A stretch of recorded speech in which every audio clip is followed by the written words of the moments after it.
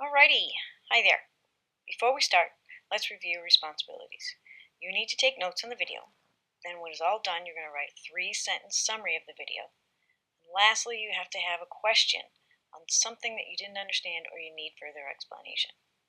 You're going to start your notes with the heading of the cell cycle. We're going to move on to the beginning. Ready?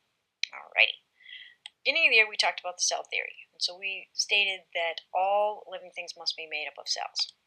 We also stated that all cells must come from pre-existing cells. And the last thing we stated in the cell theory, that a cell is the basic unit of life. What we're going to address here is, why do organisms need cell division, or why do they have a cell cycle? Let's talk about that for a second. First and foremost, we need to reproduce new organisms. And by that, when we talk about the simple first prokaryotic cells that existed, they had to find a way to copy themselves. And they did that through binary fission. We'll talk about that one a little bit later. Second, things like growth. You are not the same size you were when you were born. You've increased the cell number in your body, so you have actually grown. So you've had to replace and repair and fix and double the number of cells that are in your body, or even triple the numbers. And so that's where it comes in. Our last one is, we're going to talk about regeneration, replacement, or repair of old damaged cells. Your cells don't live forever, and they need to be replaced because either you've damaged them, fell down, skinned your knee, or maybe you're like a lizard and someone pulls off your tail and you need to replace it. So, how does that occur? Well, let's get started with the cell cycle. Cell cycle is just like your life cycle. You guys are born, you grow, you die, unfortunately, and that's your life cycle. Well, cells have something very similar, except we call it the cell cycle. And it's basically a sequence of events from the first time the cell is formed until it goes through its own division. Now, this can happen multiple times for a cell.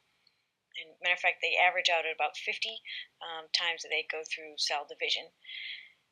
And then the cell is destroyed. So, but it depends exactly what kind of cell it is.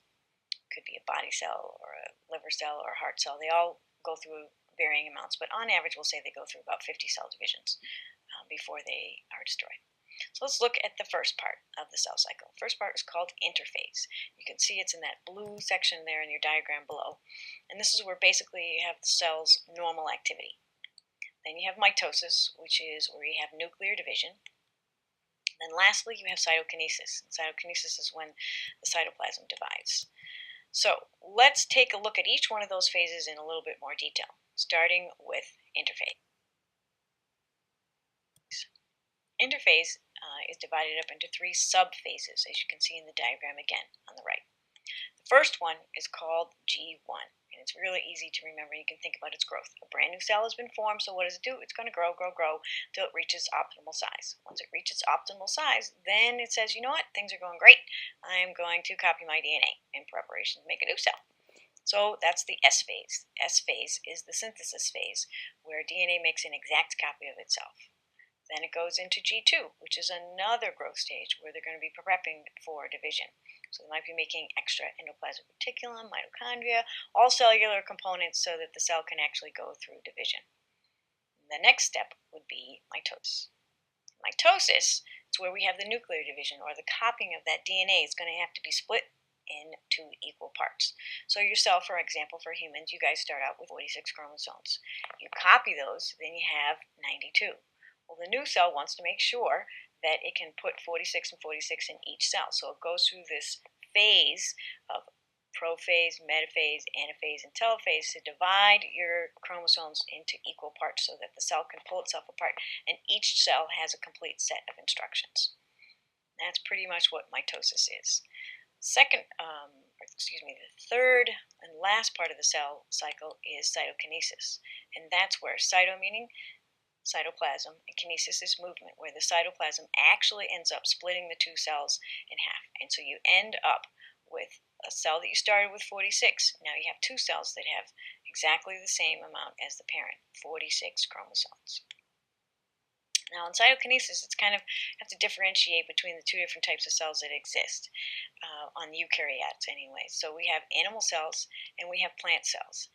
And Remember, plant cells have a cell wall, so they're a little bit more complicated when the cytokinesis occurs. So in an animal cell, the cell wall, the cell membrane is going to pinch in and create what's called a cleavage furrow. And it's kind of like your sweatpants drawstring. You pull, pull, pull, pull, and it will pull the two cells apart eventually until they separate. In a cell of a plant cell, there is a cell wall. So instead of that occurring, the borders are formed by the cell plate, and then when it connects to either end, the cell plate eventually forms into the cell wall. And so cytokinesis differs a little bit whether you're in an animal cell or a plant cell. So let's just close it out here and talk about a couple of things. When your cell is going through the cell cycle, it has 3 major checkpoints just to make sure that everything is going okay. So at the end of the first growth phase, there is a checkpoint to check to make sure everything's in place. So if everything's in place, then it can go into the S phase and double the nuclear components or the chromosomes. Then it goes through the growth phase. At the end of the second growth phase, there's another checkpoint where it checks to see that are all the chromosomes doubled correctly, and can they prepare and actually go into mitosis, which would have those chromosomes separate out. Then it goes into mitosis. At the end of mitosis, if things have separated out quickly, then it will go on to cytokinesis. If at any point at these checkpoints things haven't gone correctly, the cell breaks down and destroys itself.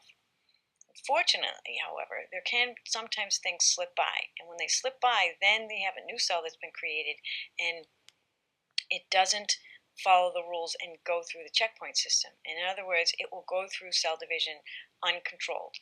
And that means, you know how I said earlier, most cells go through cell division 50 times? Well, this new cell, where it's a little bit different, will go through hundreds and millions of times. And when that happens, we call that cancer, because that's a cell that is in uncontrolled cellular division and nothing stops it. So where there once was 1 cell, there's 2 cells and 3 cells and 4 cells and 6 cells and so forth till it accumulates to a large mass. Then that cell can get into your blood system or your lymph system and move to a new site and do the same thing. So these cells are very, very dangerous, and that's why cancer is so difficult for us, because we can't figure out how it shuts down these checkpoints and divides uncontrollably. And that's pretty much does it for the cell cycle. So let's look at review. What do you need to know? You need to make sure you have in your notes, why do we have cell division? What are the phases of the cell cycle? What happens in each of the phases of the cell cycle?